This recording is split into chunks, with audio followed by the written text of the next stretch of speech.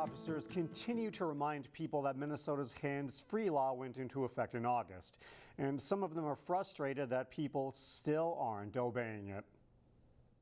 We told people repeatedly, this was coming into effect August 1st. If you have questions, handsfreeamn.org, great resource. Practice now, make that change now.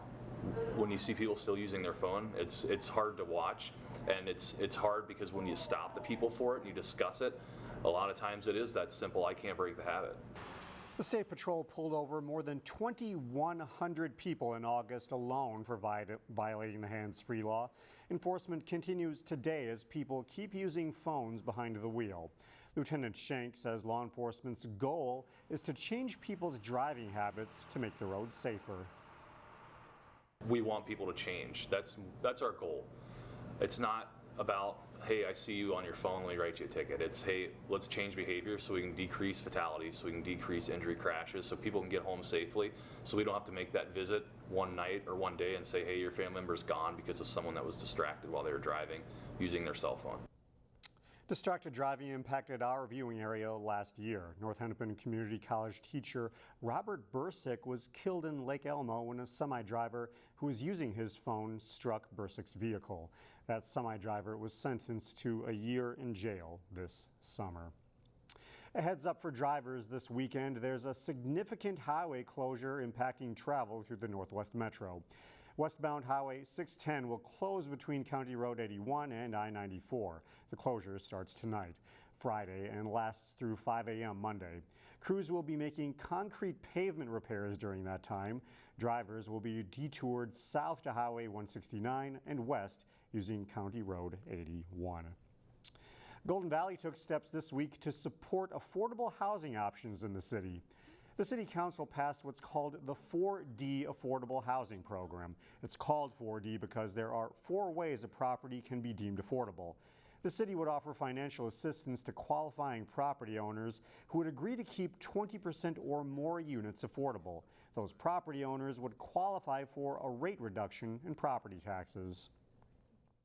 I've consistently supported this program as another tool in addition to our mixed income housing policy and our renter protection ordinance in order to provide and protect affordable housing. This is going to be an ongoing issue, and so I encourage us to realize that we're going to have to keep chipping away at this, and it's not going to be easy. It's going to be challenging of how to address this, whether it's through advanced notification or other types of protections. If all the property owners participate in the program, the cost to the city could go up to $135,000. St. Louis Park and Edina already have this program in place. The city plans to start accepting applications for the program next year. An organization dedicated to helping local youth who face barriers to employment just got a big funding boost to help its mission. BrookLynk, a youth employment program directed by Brooklyn Park and Brooklyn Center, received a $75,000 Youth at Work grant from Minnesota's Department of Employment and Economic Development. The organization helps people ages 14 to 21 learn essential job skills such as interviewing, networking, and professionalism. BrookLynk is one of 39 organizations across Minnesota to receive a grant from the state. There is no shortage of things to do this weekend. In today's Weekend Showcase, Neil Persley shares a couple ideas for autumn fun. I checked the weather forecast for this weekend, and it should be the nicest we've had in a while. So I thought, let's go visit Bert at the Twin Cities Harvest Festival and Maze. This year, the maze is cut to honor the Minnesota Lynx. We have the Lynx Day on Saturday, so we're going to have players, we're going to have special activities. Each year, Bert partners with the charitable organization associated with the sports team that he carves into the corn.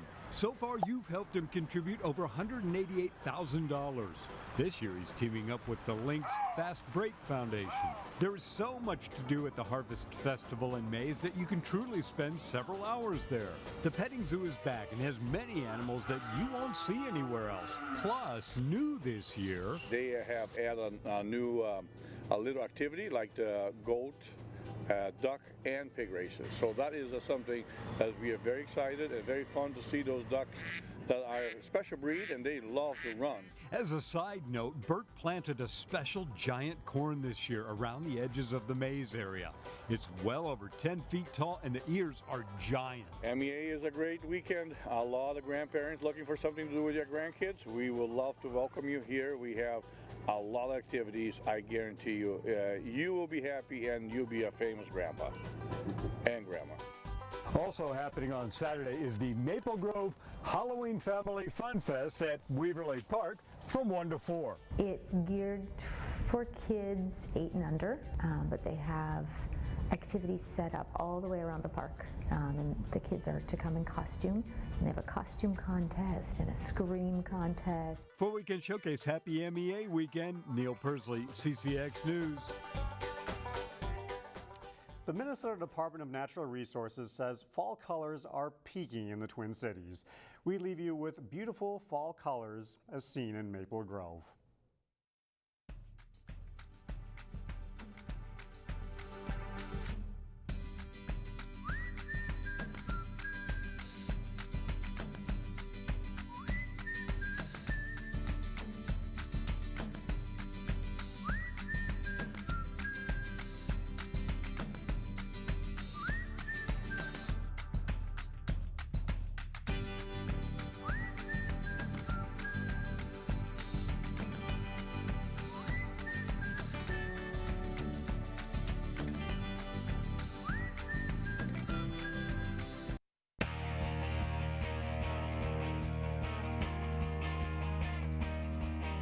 Arch rivals Breck and Blake are two of the better boys soccer programs in Class A. They met up for a spot in the state tournament as they played for the Section 5A title.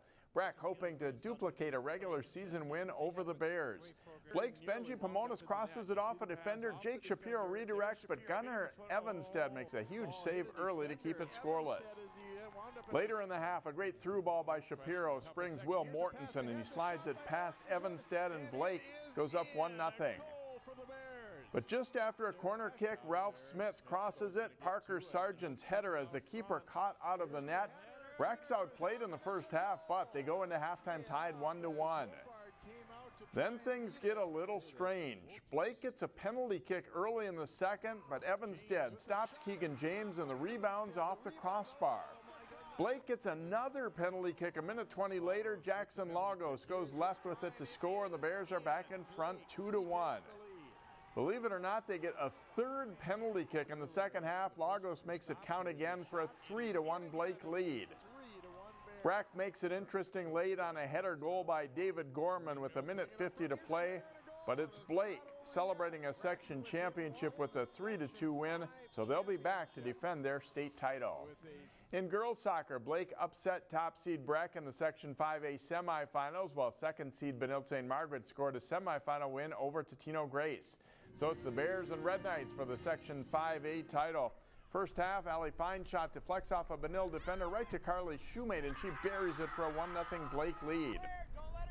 The Red Knights answer right back. Sophomore Sydney Dries hits a beautiful shot, knotting the score up at 1-1.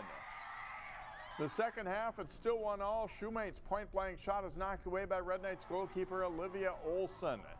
But the Bears win it in dramatic fashion. With less than 20 seconds left, Kate Moe with the free kick in for the game winner. Blake goes to state for the second time in 3 years with a 2-1 win.